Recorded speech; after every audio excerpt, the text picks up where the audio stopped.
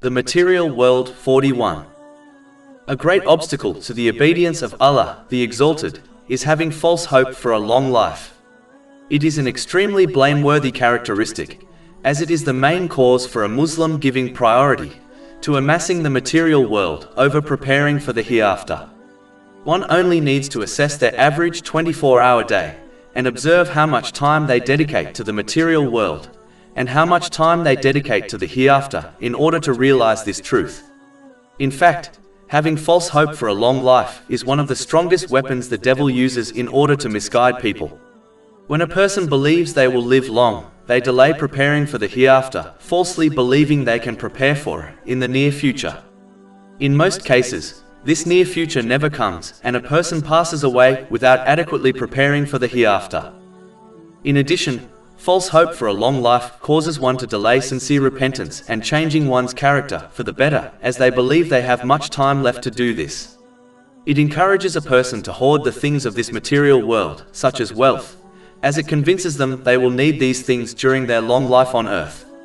The devil scares people into thinking they must hoard wealth for their old age, as they may find no one to support them when they become physically weaker and therefore can no longer work for themselves. They forget that the same way Allah, the Exalted, took care of their provision when they were younger, He will provide for them in old age too. In fact, the provision of the creation was allocated over 50,000 years before the creation of the heavens and the earth. This is confirmed in a narration found in Sahih Muslim, number 6748.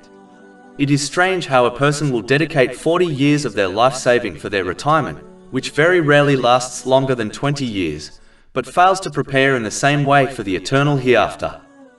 Islam does not teach Muslims to not prepare anything for the world. There is no harm in saving for the near future, as long as priority is given to the hereafter. Even though people admit they may die at any time, yet some behave as if they will live forever in this world.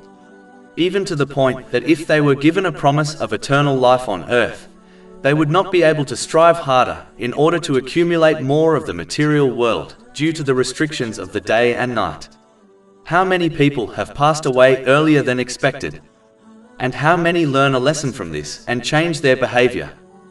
In reality, one of the greatest pains a person will feel at the time of death or any other stage of the hereafter is regret for delaying their preparation for the hereafter.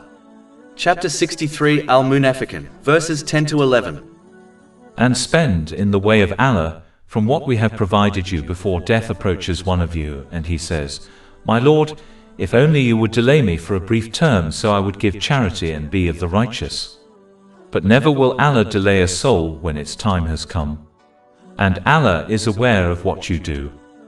A person would be labeled a fool if they dedicated more time and wealth on a house which they were only going to live in for a short while, compared to a house they were planning to live in for a very long time. This is the example of giving priority to the temporal world over the eternal hereafter.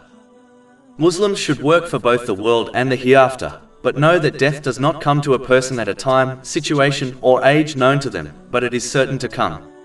Therefore, preparing for it and what it leads to should take priority over preparing for a future in this world which is not certain to occur. Over 400 free ebooks, audiobooks, infographics, podcasts and blogs available on our website, www.shaykhpod.com.